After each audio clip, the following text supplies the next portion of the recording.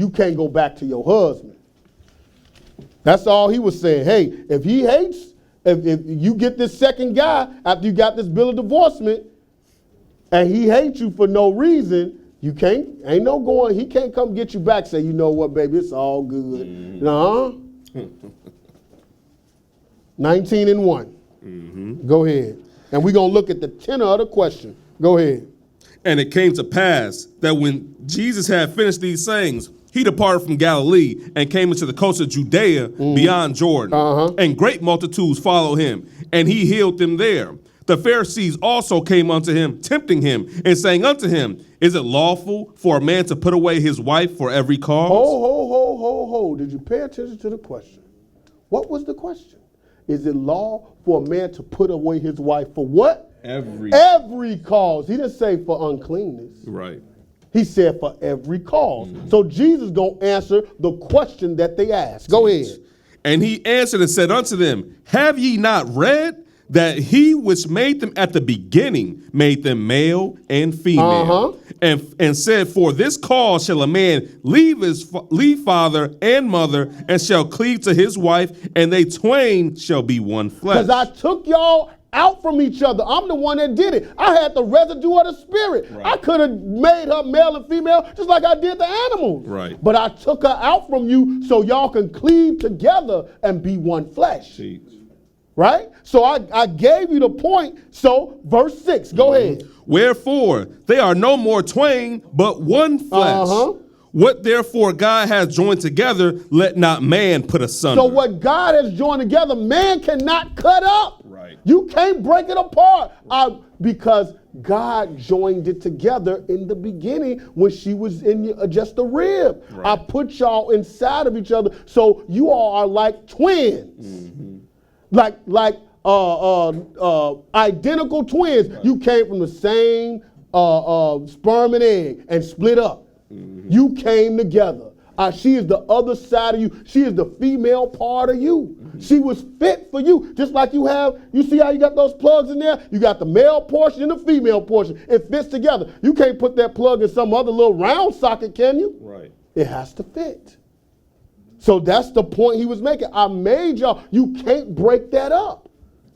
Okay, so keep going. Verse 7. They say unto him, why did Moses then command to give a writing of divorcement and to put her away? So remember the questions about putting away for every cause. Right? So Jesus is going to take it right back to his main point. Go ahead. Verse 8. He saith unto them, Moses, because of the hardness of your hearts, suffer you to put away your wives. Wait a minute. Didn't Moses say, if ye hate her, if the second husband hate her, the hardness of your heart. Right. Because he hated her, he just put her away. The first husband, that wasn't the case. Exactly. The first husband found uncleanness. And let's see if the Lord answered that. Keep going. Right. Suffered you to put away your wives, but from the beginning it was not so. That's right. And I say unto you, whosoever shall put away his wife, except to be for fornication. Except to be for what? Fornication. Uncleanness. Right. She done slept around on him. That's the only reason you could put her away. And when you put her away, what did you have to give her? A bill of divorcement.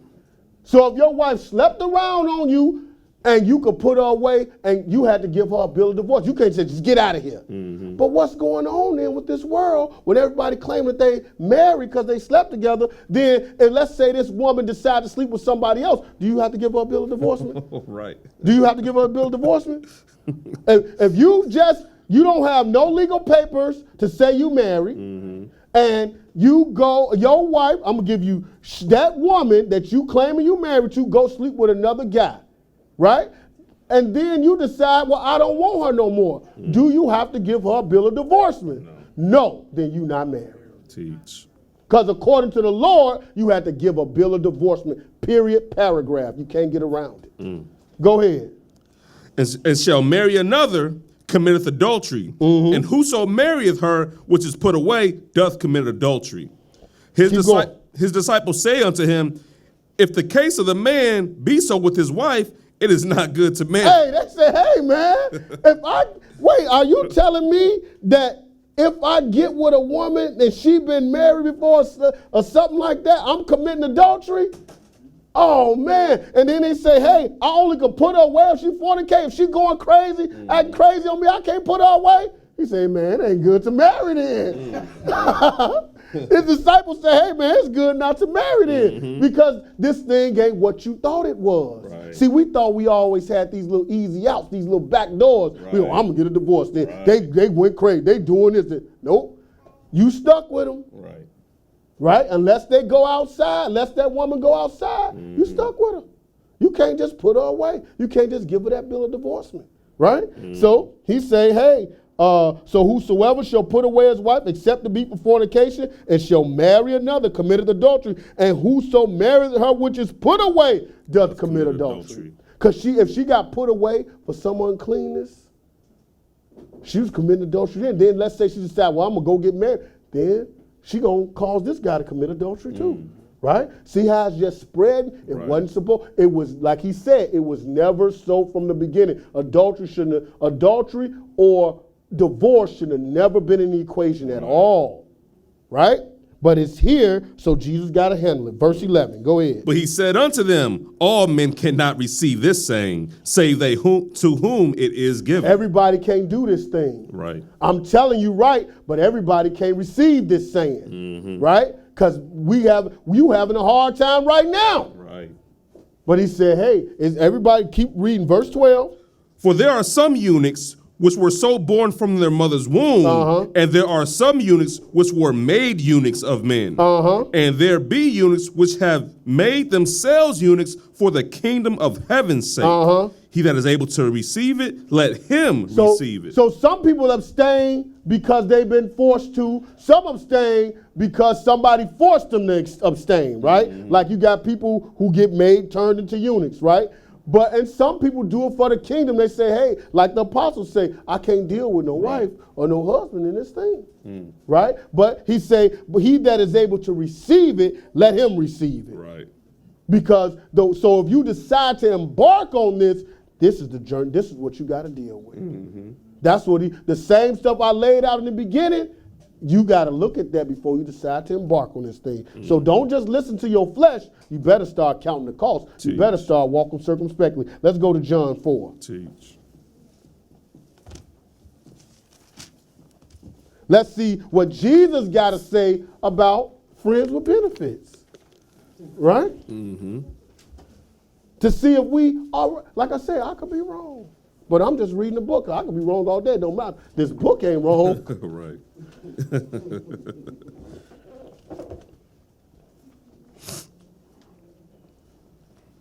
John 4:15. Let's see what he got to say about, see if that's okay. If that considers that you are married, right? That you lay with her and that makes you married. Forget all what we just read, how the Lord set it up then, right? Since maybe you feel that don't matter. Right. But we're going to shoot it right. We're going to deal with it right away. John 4:15. Go ahead. The woman saith unto him, Sir, give me this water that I thirst not, neither come hither to draw. So it was this woman that Jesus was talking with at the well, right? And he telling her about, hey, if you know who you were talking to, you'd have asked me for living waters. So she said, hey, well, give me some of that water, right? Let's see what Jesus say for Verse 16. Jesus say unto her, Go, call thy husband and come hither. Oh, you couldn't get it by yourself. That's a message too. Just like how you gonna see how Isaac entreated Rebekah. Isaac entreated the Lord for his wife Rebekah. Hey, you want this thing? Hey, come who I brought you here with your husband, the other part of you who is the head over you, right? Say, go get your husband, right? Keep going. And the woman answered and said, I have no husband. Jesus said unto her, Thou hast well said, I have no husband. You well said what you said, you have no husband, right? Go ahead. Verse 18. For thou hast had 5 husbands. Oh, so you done had 5 husbands, right? Go ahead. And he whom thou now hast is not thy husband. In that saidest thou truly. Oh, he said, but thou hast had 5 husbands. So either she been put away 5 times. Her husband done either died on her 5 times. That had to be rough. Right. Or some combination of the two. But she has had 5 husbands, but this guy that you with right now, he said, and he whom thou now hast is not thy husband, and that saidest thou truth. He said, so the guy that you have, he's not your husband. So what happened to shacking? What happened to friends with benefits? What happened about this is my wife just because we laid together? Jesus just shot that in the head. Right. He said the guy that you with is not your husband. And you couldn't be talking about right there with her because he wasn't there because he said, go get her. Exactly. Go get him. But the guy, if you go get him, you know one thing, he is not your husband. Right? So that's dead. So let's go to Proverbs 3. Let's see what you're supposed to do as servants of God.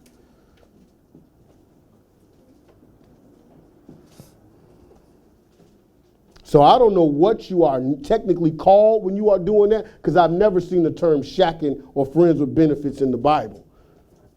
I only know a few terms in the Bible. You can go figure it out on your own, what you are. But all I can tell you what you're not married. That's what you're not. You're not serving God. That's what you're not.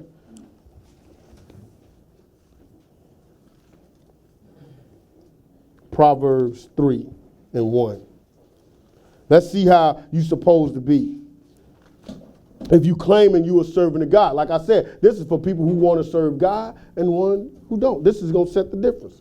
But verse 3:1. My son, forget not my law, but let thine heart keep my commandments. For length of days and long life and peace shall they add to thee. Let not mercy and truth forsake thee. Bind them about thy neck. Write them upon the table of thine heart. So he said, hey, don't forget my law. Doing all this is part of his law. Thou shalt not commit adultery is part of his law. Under adultery hangs whoremongering and fornication. That's all adultery. Right. Okay? So how you said, hey, you got to keep my law. If you're going to be my servant, you got to walk like my servant, right? Keep going. So shalt thou find favor and good understanding in the sight of God and man. In the sight of who? God and God man. and man. So you can't walk one way in front of God and walk another way in front of man. So you claiming two things. We married in God's eyes. I hear that too. In God's eyes we married, but in man's eyes you not. You got to have a favor and good understanding in the sight of God and man. That's what it's like to be a servant of God. Keep going. Verse 5, trust in the Lord with all thine heart, and lean not unto thine own understanding. Because that's what you're doing. You lean to your own understanding. We say, oh, we're not going to do it. We're just going to do this. That's your own understanding. You're supposed to trust in the Lord with all your heart. The Lord say do it this way, so this is the way you're supposed to do it. Right. Keep going. Verse 6, in all thy ways acknowledge him, and he shall direct thy paths. Be not wise in thy own eyes. Fear the Lord and depart from evil. And that's exactly what it is. Fear the Lord. Don't be wise in your own eyes. Don't think you got this thing and you know it. Fear the Lord and depart from evil, because what you're doing is evil. Because you're not serving God. Let's go to Genesis 32. Let's look at, because we all claim we Israel spiritually and physically, right? Right. We're supposed to be Israel's supposed to be servants of God. We're supposed to be the ones teaching everybody to serve God, right? Okay. Genesis 32. You claim you Israel, right? What's up, Israel? I hear it, but I don't see it. Teach. Like Jesus said, I have found such faith in Israel. He always said, I ain't seen such great faith in Israel. Now we don't see it either. Right. Because you too afraid to have faith and do exactly what the Lord say. It takes faith to do that, to not do your own will. 32:24. Ready? Yep.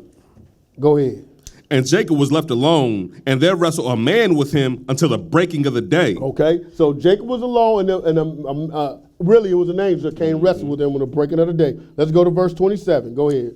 And he said unto him, what is thy name? And he said, Jacob. And he said, thy name shall be called no more Jacob, but Israel. For as a prince hast thou power with God and with men, and has prevailed. Oh, wait a minute now. So the name Israel means what? as a prince, thou hast power with God and who? With men. And man.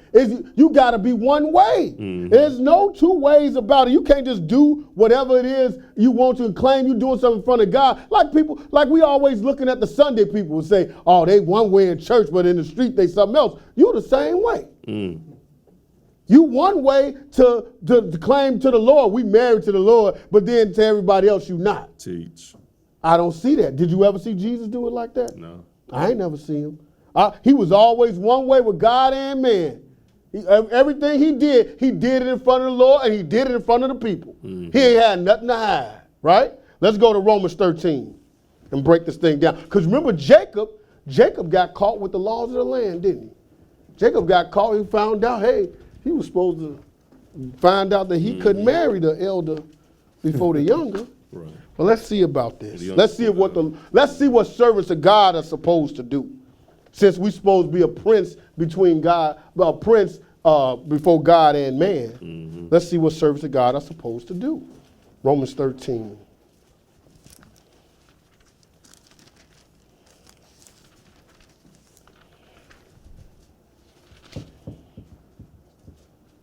We're going to start at verse 1. You got your phone ready? Yep. Okay. 13 and 1. Ready? Go ahead.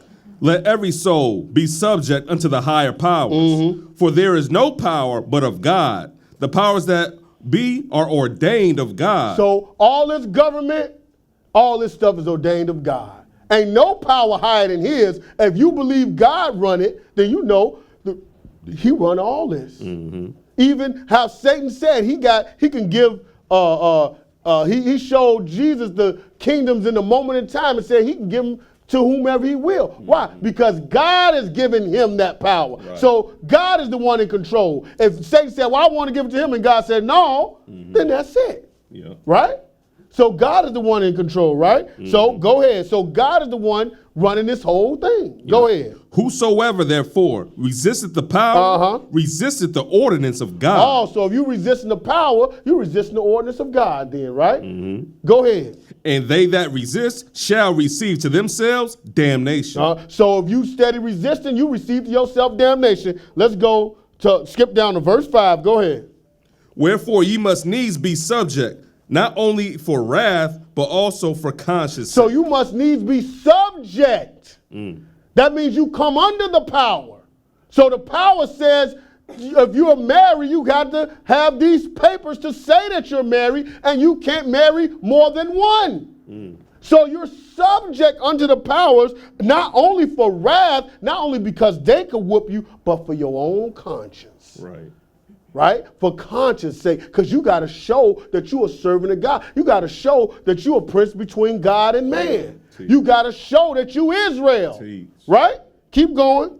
For this cause, pay ye tribute also. So for this cause, we pay what? Tribute. You know what tribute is? It's taxes. Who said it? Taxes. We pay tax. So you got these crazy people out here that say, well, I ain't paying no taxes. Okay. Right.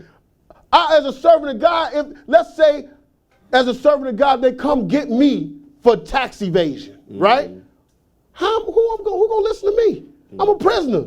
They would think, man, that jailbird, right? Right. What, you know what I'm saying? But for this cause, to keep down confusion, we pay taxes, right? We pay tribute. Go ahead. Right. We pay tribute also, for they are God's ministers, attending continually upon this very thing. Keep going. Render therefore to all their dues. Tribute to whom tribute is due. Custom to whom custom. Fear to whom fear. Honor to whom honor. So remember, we under this government, we are subject. We render tribute to whom tribute is due. Custom to whom custom is due. Fear to whom fear is due. Police coming, they coming down the block. Got their guns out. I'm not saying you ain't gonna shoot me. Hey man, you got your gun out, man. Fear to whom fears do when it's time. Right. Because I do it not only for the police. If some other crazy person come out and whip out his gun, I'm gonna do the same thing. Right. So at the different times you do what's necessary. Keep going. Verse 8. Owe no man anything but to love one another. For he that loveth another hath fulfilled the law. And I can't see how you not marrying your wife and treating her and making sure she's taken care of is loving your neighbor. right? I can't see how that's loving one another. That is not. Keep going. Verse 9. For this, thou shalt not commit adultery. Oh, that's the first thing on the list, right? Right. Go ahead. Thou shalt not kill. Thou shalt not steal. Thou shalt not bear false witness. Thou shalt not covet. And if there be any other commandment, it is briefly comprehended in this saying, namely, thou shalt love thy neighbor as thyself. Oh, so when you do all those things, when you do them right in the spirit of God, you loving your neighbor. Because didn't he say you supposed to love your wife as Christ loved the church? Well, if you claiming that's your wife, how is that loving her? Because Jesus didn't do that. But we're going to check something else out. Let's go. It's this common law marriage fact sheet, right, that I pulled up. I would have it for y'all, but I was rushing. I got home at like 10 o'clock from a plane and had to get right back on the plane, so I left my sheet. But it's online. You can go to this common law unmarried.org, right? All right. So start with the myth. This is on unmarried.org, and you can look it up for the common law marriage fact sheet. All y'all got cell phones, and you can look up stuff, some of y'all in the air. Just punch like that, right? So we can start with the myth. Go ahead. The myth. There is a common misperception that if you live together for a certain length of time, 7 years is what many people believe, you are a common law married. This is not true anywhere in the United States. Oh, this is not true anywhere in the United States. Where you live? Maryland. Inside the United States. So that's what we're dealing with now. If you want to go to Afghanistan and get you 5 wives, that's your business. I'm dealing with the U.S., okay? So inside of the U.S., it is unlawful, right? And you can't be common law married just because you was together 7 years. Let's skip down. States that recognize common law marriage. Go ahead. States that recognize common law marriage. Only a few states recognize common law marriages, and each has specific stipulations as to what relationships are included. Go ahead. Alabama, Colorado, District of Columbia, Georgia, Idaho. Georgia, if what? If created before January 1st, 1997. That's a long time ago, right? Idaho, if created for what? January 1st, 1996. Keep going. Iowa, Kansas, Montana, New Hampshire. For inheritance, what? For inheritance purposes only. Oh, so it don't work. And you know what? Out of all of them, guess what state I don't see on there? Maryland. Right. So that's dead for claiming you married here in Maryland for the common law marriage, right? But let's see what you got to do if you decide to be common law married, right? Let's go to if you live in a state that does recognize common law marriage. Go ahead. If you live in one of the above states and you hold yourself out to be married. You got to hold yourself out to be married. Go ahead. By telling the community you are married, calling each other husband and wife. Now, we'll do that all up in here, boy. We do now. Outside, we might not. Right. But all up in here, yeah, this is my wife. Oh, that's my husband. Okay, keep going. What else you got to do? Using the same last name. Oh, use the same. Can you do that? Nope. Use the same last name. Go ahead. Filing joint income tax returns. Tribute to whom tribute is due. You gotta file. You can file joint income. So, are you telling me if you claim that you married, you can file joint income taxes? Nope. I don't think so, because he didn't. The guy that set this government up, he ain't set it up like that for a reason, because he didn't want you to have a whole bunch of wives and get to file all those taxes and then pay nothing, right? No, you're not doing this for free. You gotta pay, and if I gotta pay, you gotta pay, right? Go ahead. You want me to skip? Skip down to if. Go ahead. If you choose to end your relationship. So if you choose to break up. Right? Y'all decide, well, we just can't do it. I'm tired, blah, blah, blah. You decide you're going to break up. What you got to do? You must get a divorce. You must get a divorce. Sound like the same thing the Lord said, wasn't it? You got to do a bill of divorcement. So if you claim you common law married, how you going to be common law married? And if you break up, you don't have to get a divorce. Don't work. Let's go to Jeremiah 3. Let's see, since you claim you service of God, let's see what God does.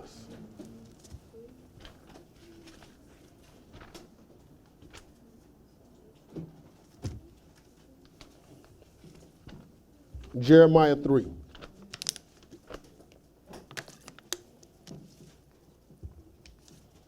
Jeremiah 3, we're going to start at verse 1. You got it? Go ahead. They say, If a man put away his wife, and she go from him, and become another man's wife, shall he return unto her again? Shall not that land be greatly polluted? Isn't that what the Lord just told us? Right, what we just read, right, in Deuteronomy, right? Yep. Keep going. But thou hast played the harlot with many lovers, yet return again to me, saith the Lord. Keep going. Lift up thine eyes unto the high places, and see where thou hast not been lying with. In the ways that thou in the ways hast thou sat for them as the Arabian in the wilderness, and thou hast polluted the land with thy whoredoms and with thy wickedness. Also, and like Israel was out playing the whore, right, against the Lord. And let's see what the Lord had to do about it, right? Let's see if the Lord follow his own rules about it, right? Go ahead. Therefore, the showers have been withholden, and there hath been no latter rain. And thou hast a whore's forehead. Thou refusest to be ashamed. So you just kept playing the whore on him, right? And you refused to be ashamed, right? So what did the Lord have to do for you for a time? Verse 6, go ahead. The Lord said also unto me in the days of Josiah the king, hast thou seen that which backsliding Israel has done? See, what you don't understand is idolatry and adultery is the same. Idolatry is just committing adultery on the Lord. Right. It's the same thing, right? Keep going. She is gone up upon every high mountain and under every green tree, and there hath played the harlot. That's why he compared it like that, saying she playing the whore. She's committing adultery against him. Why? Because she's committing idolatry. She's serving every other god. Paganism, right? She's doing the same thing as if your wife played around on you. Verse 8, go ahead. And I saw when for all the causes whereby backsliding Israel committed adultery, and I had put her away and given her a bill of divorce. And he gave her what? A bill of divorce. Oh, sound like the Lord do it this way too then, huh? He don't just say we married then walk away since you want to claim you married in the eyes of the Lord, right? Keep going. Yet her treacherous sister Judah feared not. Skip down to verse 12. Verse 12. Go and proclaim these words toward the north and say, return thou backsliding Israel, saith the Lord, and I will not cause mine anger to fall upon you. So for the sake of time again, I'm going to have to skip. We're going to go to 1 Corinthians 6. I won't be able to go into everything for the sake of time. 1 Corinthians 6.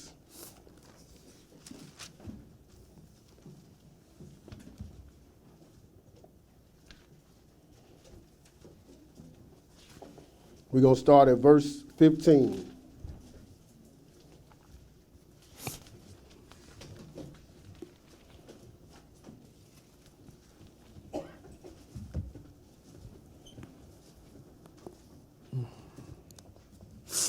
Ready? Because we got to deal with this. Because some people will say, well, what if you lay with a whore? Then are you married and all that? Paul answered some stuff. And I'm going to explain. Go ahead. Verse 15. Know ye not that your bodies are the members of Christ? Shall I then take the members of Christ and make them the members of an harlot? God forbid. What? Know ye not that he which is joined to an harlot is one body? For two, saith he, shall be one flesh. Keep going. But he that is joined unto the Lord is one spirit. So when we go, I'm gonna handle this right. He said, if you join to the harlot, right, you one flesh. Like Brother Bowie say, you go into a harlot, you marry harlot. You know why? If you a servant of God. If you're not a servant of God, you just continue to commit whoredom like you always do. But if you're a servant of God and you know you go into that harlot, what are you supposed to do? You're supposed to do what Exodus 22 told you to do. Right. Get up and go pay the dowry and go marry her. She ain't got no father. You do it like God is her father, and you take her to go marry her. So that should give you pause when you decide you want to go into a harlot. All right? Let's go to Revelation 19.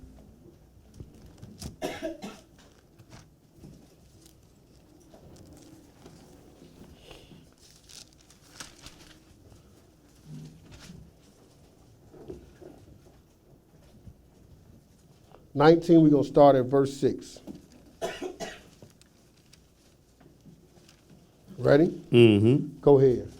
And I heard, as it were the voice of a great multitude, and as the voice of many waters, and as the voice of mighty thundering, saying, Alleluia, For the Lord God omnipotent reigneth. Let us be glad and rejoice, and give honor to him.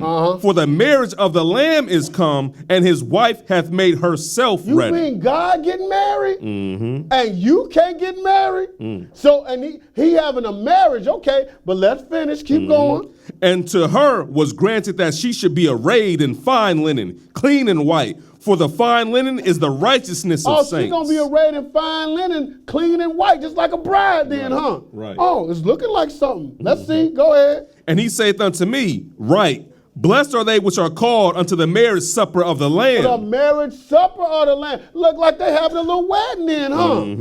And you telling me you can't do this and your God is doing this? Are you really a servant of God? Or are you not? Right? Now, it's 2:40. I can go on to the marriage counseling part if y'all want, or I can end this now. Keep it going. If you want, I can end it now. And you know, okay, now you asked for it. So if I don't want to hear nothing about, oh, he went all day. If I hear it, I'm telling y'all, don't ever send me back there no more. All right? Because I got your consent. So let's go. Genesis 25.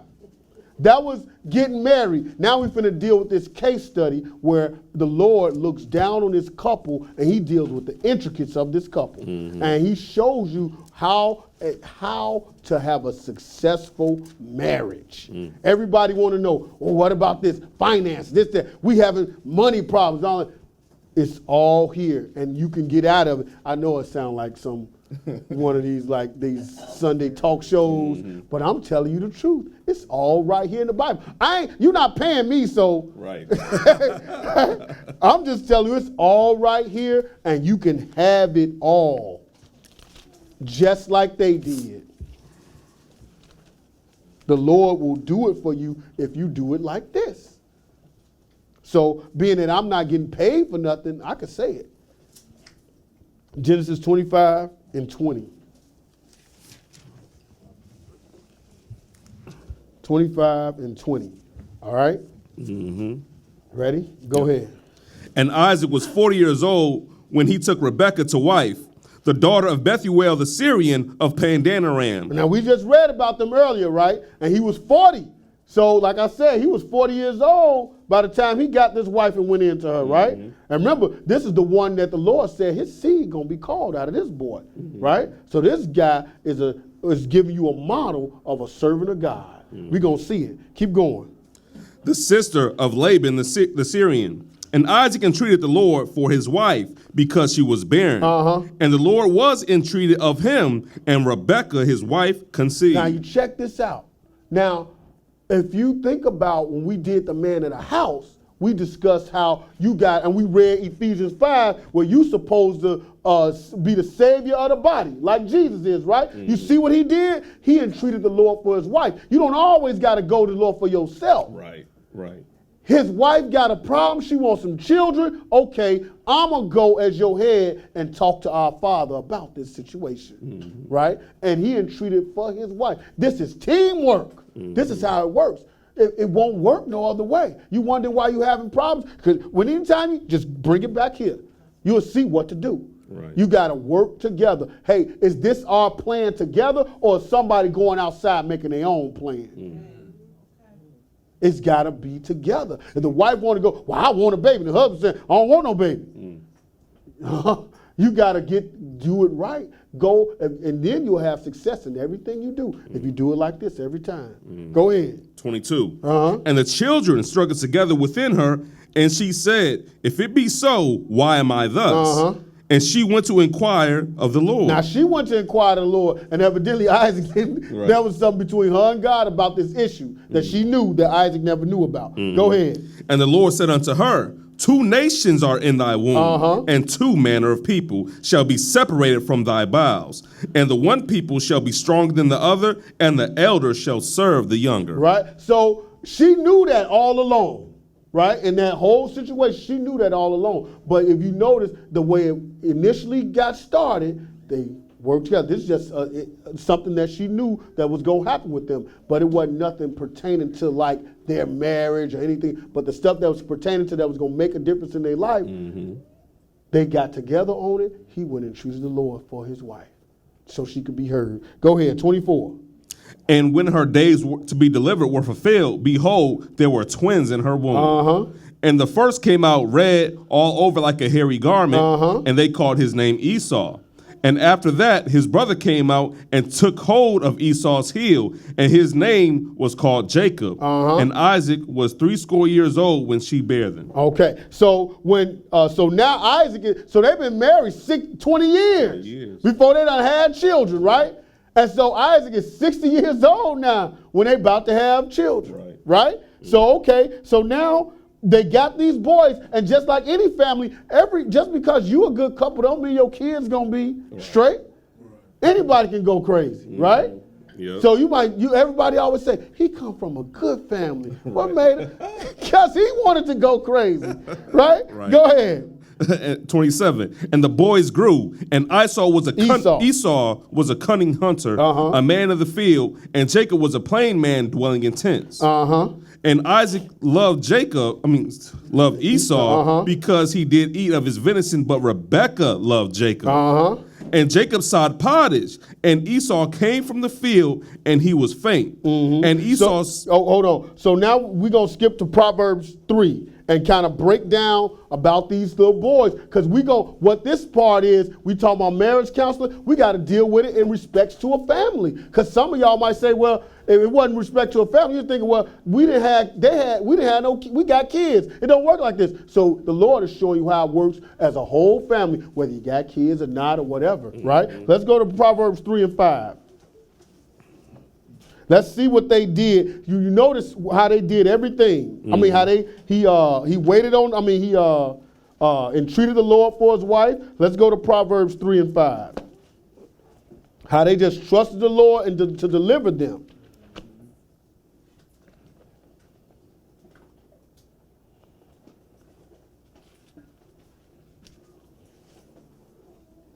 Proverbs 3, start with verse 5. Go ahead. Trust in the Lord with all thine heart, and lean not unto thine own understanding. And in all thy ways acknowledge him, and he shall direct thy paths. Be not wise in thine own eyes. Fear the Lord and depart from evil. Now, we had read this earlier, but you notice we was looking at it from a different perspective now. How Isaac and Rebekah did that. You notice they didn't say, oh, go into my handmaid and get me a baby. Nothing like that. They just waited on the Lord 20 years before they had a child, right? But he said, trust in the Lord with all our heart, lean not on your own understanding. He going to direct your paths. We're going to see they're going to do exactly that. Keep going. It shall be health to thy navel and marrow to thy bones. Honor the Lord with thy substance and with the first fruits of all thine increase. So that's a hint to you. Hey, pay your tithes. Do what you're supposed to do, because you're going to see when they do this, you're going to see how the Lord just bless them. He is showing you how to get financial success right here. He just said, honor the Lord with thy substance and with the first fruits of all thine increase. Read verse 10. Go ahead. So shall thy barns be filled with plenty, and thy presses shall burst out with new wine. So if you're wondering why y'all having financial problems, here you go. If you do this thing right, y'all do it together, y'all on one page, this is how it works. Like I say, I don't get a dime for this.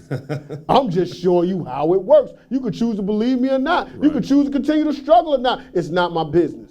I'm just telling you how to do it, right? Let's go back to, let's go to Philippians 2.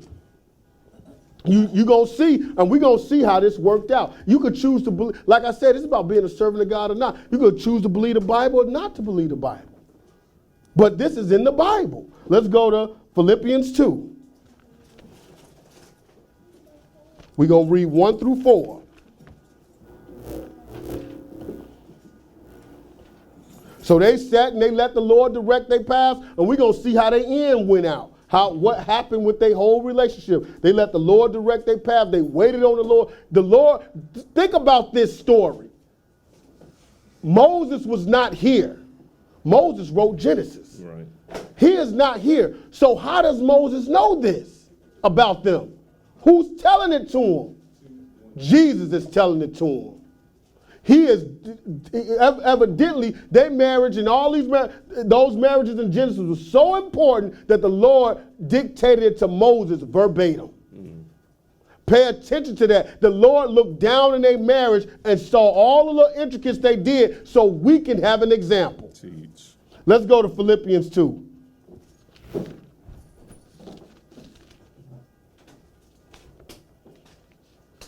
Philippians 2. We're going to start at verse 1. You ready? Yep. Go ahead. If there be therefore any consolation in Christ, if any comfort of love, if any fellowship of the Spirit, if any bowels and mercies, fulfill ye my joy, that ye be like-minded, having the same love, being of one accord, of one mind. You see that? He said that, fulfill you my joy, that ye be like-minded, having the same love, being of one accord and one mind. You're supposed to be one flesh. One accord. And how you going to be one accord? I mean, how you going to be one flesh if y'all ain't on one accord? Right.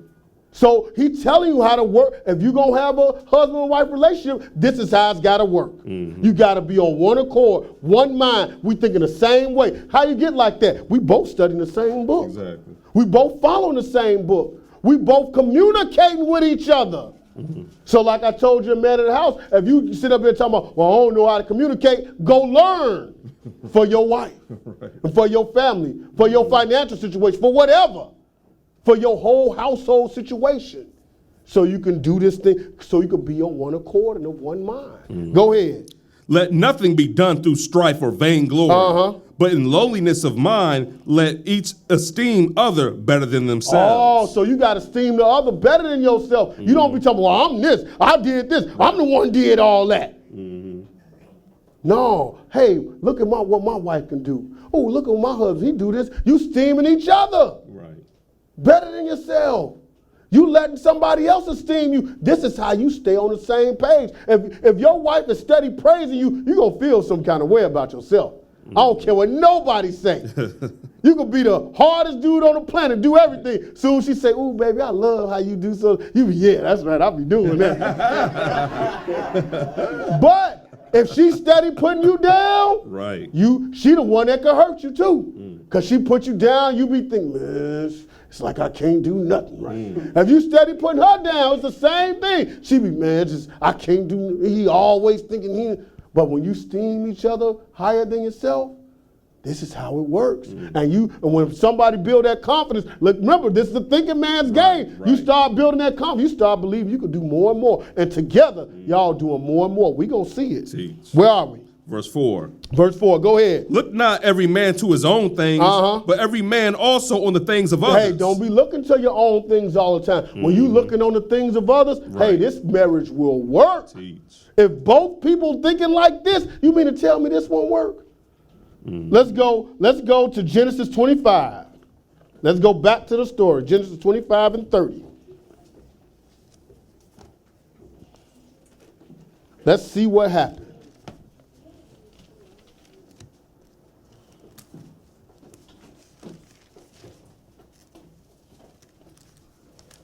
Let's go to 26 and 1. Like I say, for the sake of time, I don't want to. Genesis 26 and 1. 26 and 1. Let's see what happened with them.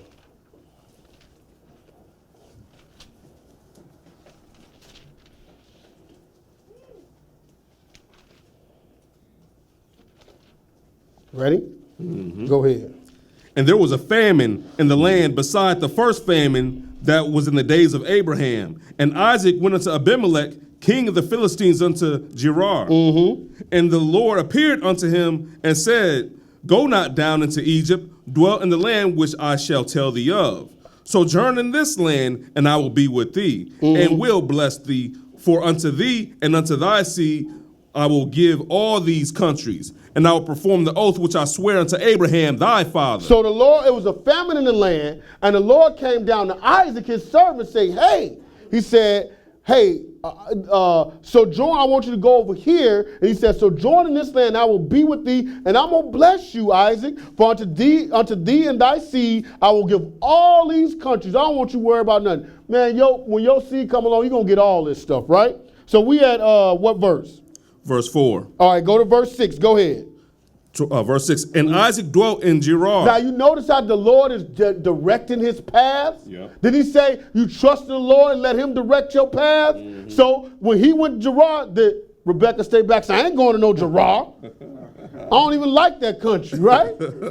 He said, hey, you going to Gerar? I'm going to Gerar. Right. He said, so and Isaac dwelt in Gerar. Go ahead, right? Verse 7, yep. And the men of the No, place, go skip down to verse 11. Go ahead. verse 11. And Abimelech charged all his people, saying, he that touches this man or his wife shall surely be put to death. Oh, so now he even getting favor from the king of the land. Say, hey, man, because Abimelech tried to squeeze on his wife.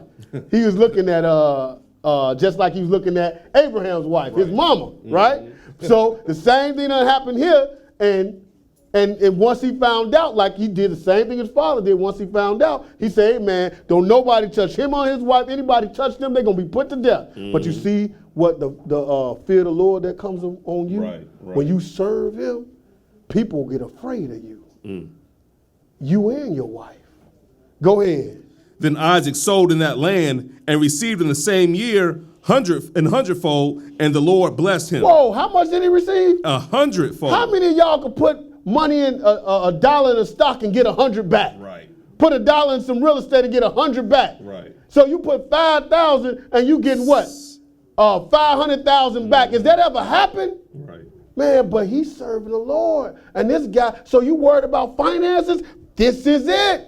If you let the Lord direct your paths, you and your wife walking together, y'all on one accord, hey, when you sow in the land, you go out to do whatever you want to do, the Lord going to give you that 100-fold. Right.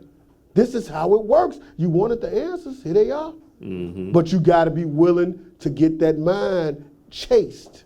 Clean that garbage out your mind and stop letting your emotions run you and start thinking. This is a thinking man's game.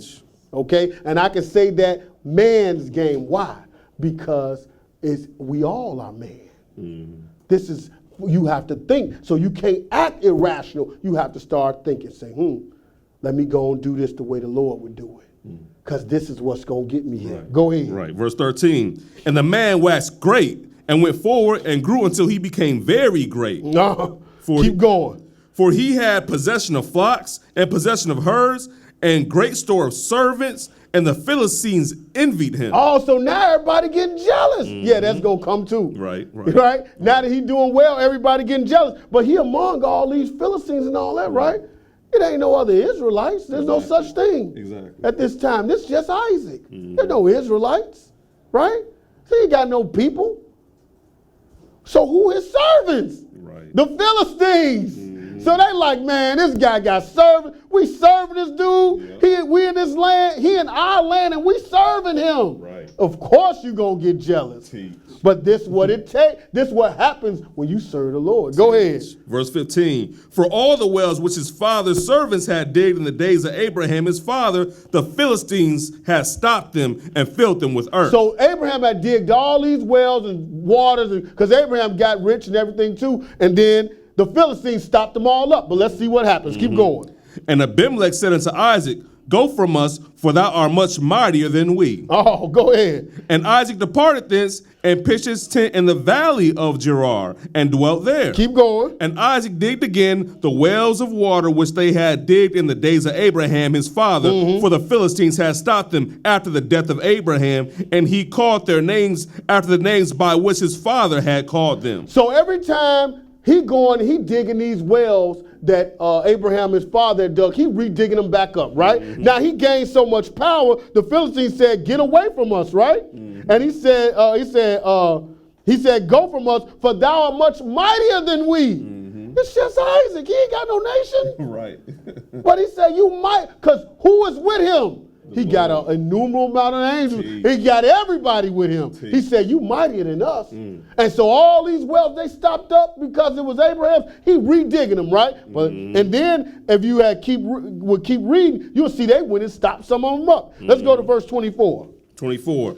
And the Lord appeared unto him the same night and said, I am the God of Abraham thy father. Fear not, For I am with I'm thee. sorry. Go up to 23 real quick so you see what he had to do. Okay. Because they said you had to get away from us, right? Go to 23. 23. And he went up from thence to Beersheba. So now he done moved away from Gerar. Now he in Beersheba, right? Let's see if that stop his flow. Go ahead. And the Lord appeared unto him the same night and said, I am the God of Abraham thy father. Fear not, for I am with thee and will bless thee and multiply thy seed for my servant Abraham's sake. So now the Lord done came back to him again. See what it's like when you serving God? He done came and showed himself again. Say, hey, I'm God of your father Abraham. I'm going to bless you. He had already told him he was going to bless him. But I'm going to do it even more, right? I already done gave you 100-fold, but I got some more for you. Long as you serving me, right? Let's go to 26. Go ahead. Then Abimelech went to him from Gerar and Ahuzzath, one of his friends, and Philcol, the chief captain of his army. And Isaac said unto them, wherefore come ye to me, seeing ye hate me, and have sent me away from you? See, you was hating on me then. Right. And you put me out your country. Right. Why you coming unto me now? Right. Right? Go ahead. And they said, we saw certainly that the Lord was with thee. Oh, we saw certainly that the Lord was with you. You see what it's like when you gotta, when you serve, command of your household according to the Lord, and you got your wife and everybody on your team, and you all doing it together, you on one accord. He said, hey man, we saw certainly that the Lord was with you. That's why we were afraid of you. Go ahead. Let's see what they're asking of them. And we said, let there be now an oath betwixt us, even betwixt us and thee, and let us make a covenant with thee. Let us be friends with you, man. We want to make a covenant with you. Go ahead. That thou wilt do us no hurt, as we have not touched thee, and as we have done unto thee nothing but good, and have sent thee away in peace. Thou art now the blessed of the Lord. You see that? So he say, hey man, we want to be friends with you. We ain't touch you. We just put you out, right? We didn't touch you, and we have done nothing unto you. All we want to do is just want your peace, because we see that the Lord is with you. But that's what they'll do to you. If you serve the Lord right. You go get married. You be on one accord with your wife. Y'all handle stuff together. The Lord will be with you, and everybody, and you will see all that favor coming your way. You wonder, how I get this job? Exactly. I just got here. Why they making me the manager? Right. You know? Right. But it'll come your way because they fear. They don't know why they fear. Exactly. But this guy knew. Hey man, I know the Lord is with you. Let's skip down to 34. Go ahead. And Esau was 40 years old when he took to wife Judith, the daughter of Beri the Hittite, and Bashemath, the daughter of Elon the Hittite, which were a grief of mine unto Isaac and to Rebekah. So the point of me bringing this, we all know what Esau did with Jacob and how he did with the how he got the red pottage and everything. The point of this part was that Esau was just a foolish son, but we don't have a lot of time to deal with all that today. We're going to keep dealing with the marriage, and we're going to deal with, like I say, some of these keys to financial success. Let's go to 26. But what I showed to Proverbs 10, what I was showing there is that Esau he did against what his parents commanded. Exactly. Right? And Jacob was doing according to what his parents. So you will have both those type of children. You can possibly have those type of children in a good marriage. It can happen. That don't mean your marriage is not good because you have a child that goes astray, but it can happen. Proverbs 10:1.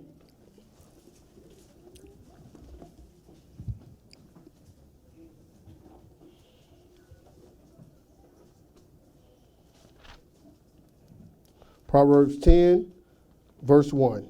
We're going to go 1 through 6. Go ahead. The Proverbs of Solomon. A wise son maketh a glad father, but a foolish son is the heaviness of his mother. Can you see how I said it made his mother and father mad? Right. That he was doing, he just went out and got these women. They knew what type of women that was in this land, but Esau didn't care. He was going by the lust of the flesh, and he decided to do it anyway. Right? Even though it was heaviness on his mother and father. Go ahead. Treasures of wickedness profit nothing, but righteousness delivereth from death. The Lord will not suffer the soul of the righteous to famish, but he casteth away the substance of the wicked. Now you see that? So this is the key to financial success. Be righteous. He said the Lord will not suffer the soul of the righteous to famish. Just know when you righteous that, hey, something gonna come through. Right.